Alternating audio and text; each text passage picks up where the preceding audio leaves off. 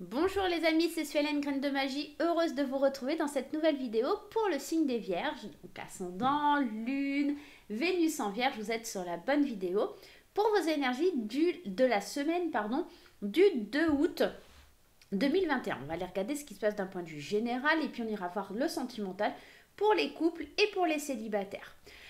Dans un premier temps, on va aller voir avec l'oracle du cercle divin un petit peu l'énergie principale.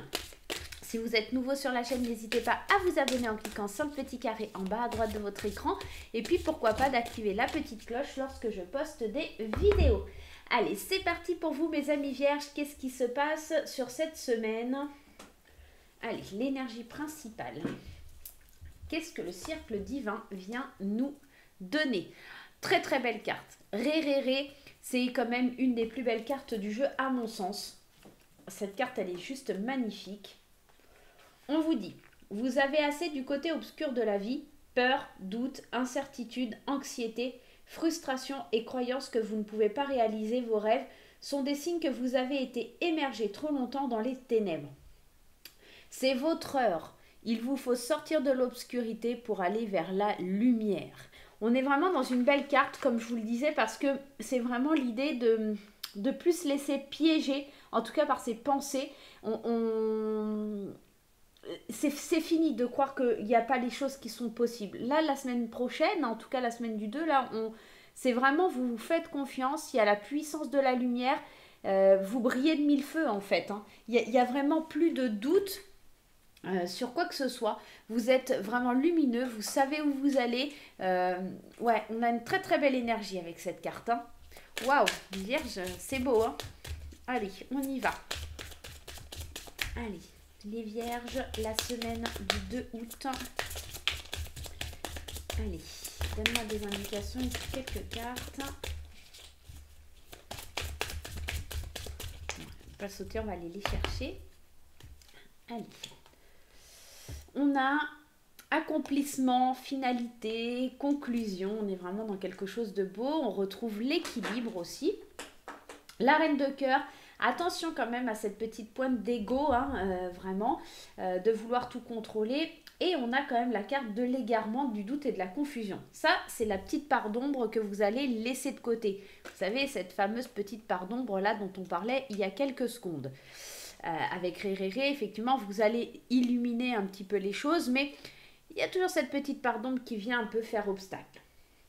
Et cette part d'ombre, c'est votre côté colérique ou votre côté impulsif qui essaye de prendre le dessus, d'accord? C'est l'ego, hein, tout simplement. Et c'est ici l'idée de trouver l'équilibre, la stabilité, d'accord? Tout simplement dans l'accomplissement, dans l'aboutissement d'une situation. On vous parle ici aussi d'une femme, d'accueillir les sentiments, on vous parle de réflexion, on vous parle d'écriture. J'ai l'impression que vous allez être inspiré, ok, inspiré par beaucoup de sagesse, de réflexion, que c'est peut-être aussi une femme qui vient vous amener une certaine douceur et qui vous permet de sortir de cette confusion. C'est une énergie féminine en tout cas qui vous permet en tout cas d'enlever le trouble, le doute au sein de votre esprit. On est vraiment dans ça, c'est un beau tirage quand même. Hop. Il y a des choix à faire, effectivement. Hein. Des petits nuages. Vous avez du mal à faire des choix.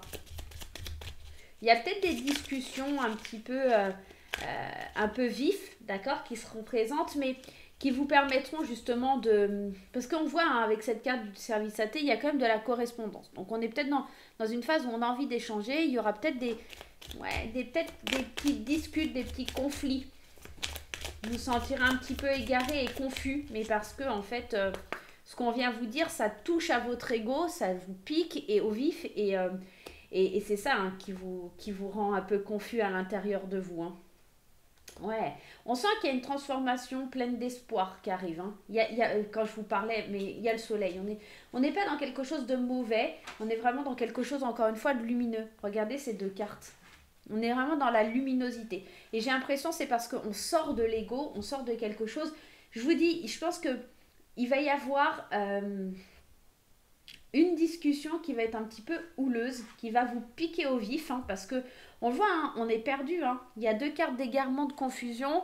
On a un peu les nuages, des choix à faire. Et le choix, ça va être vraiment, est-ce que je suis mon ego, mon mental, ou est-ce que, enfin, j'essaye de trouver une stabilité, un équilibre en suivant un petit peu cette douceur là qui m'est apportée par Esmeralda. Et puis, voilà, on prend de la réflexion avec la chenille, on prend du recul, de la sagesse, et on se dit, mince, en effet, c'est peut-être mon ego qui dirige là, d'accord? Et on voit, c'est plein d'espoir, cette discussion, ces paroles, c'est quelque chose qui vient un peu éclairer quelque chose en vous et qui vous permet de vous transformer à l'intérieur de vous. On est vraiment dans un beau tirage. J'ai juste à aller mettre une carte ici parce que cet ego là, ouais, la protection en fait, c'est parce qu'on se protège.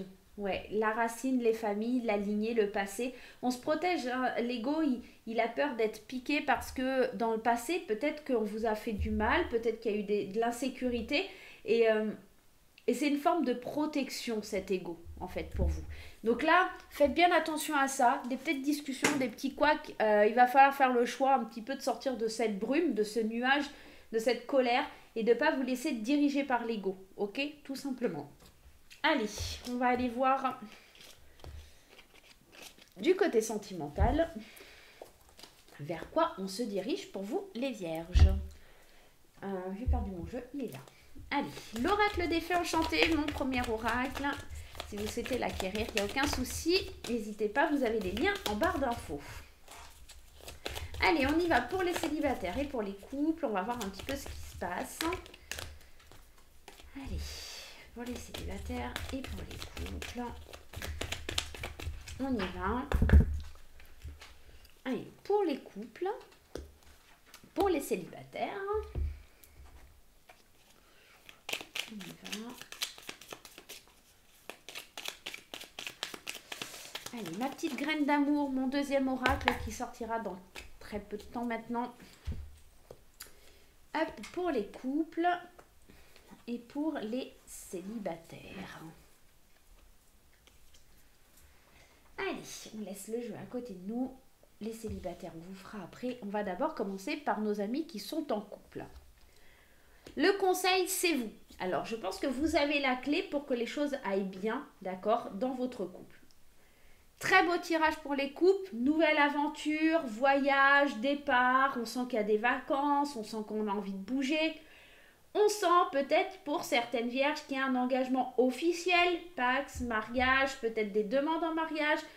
On a la carte de l'âme sœur, on est vraiment dans une relation qui nous est destinée. Mais tout ça, n'a tient qu'à vous de ne pas gâcher ce bonheur.